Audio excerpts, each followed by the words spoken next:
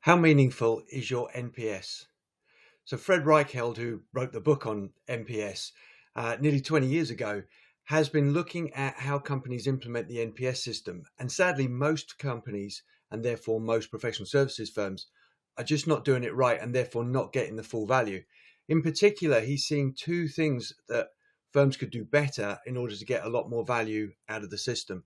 The first thing is they're focusing too much on the number and not enough on the qualitative question or questions that follow it. And therefore, the number's going up and down, but they don't understand why. And therefore, there isn't a proactive way of working towards improving the NPS because they don't know what might drag it down.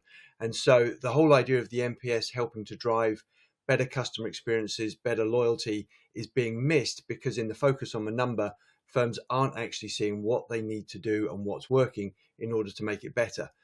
The second thing is that companies are asking too few clients for the question.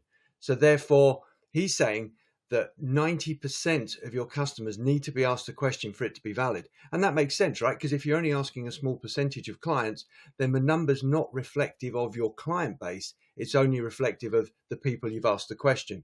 So if you're thinking about how to make your NPS more meaningful, the two key things to focus on are how you understand how the NPS is moving by using the qualitative question, and how can you ask it of more clients. It needs to be the majority of clients. He's saying 90% might be a bit high, but 75% is still way beyond where most firms are at the minute.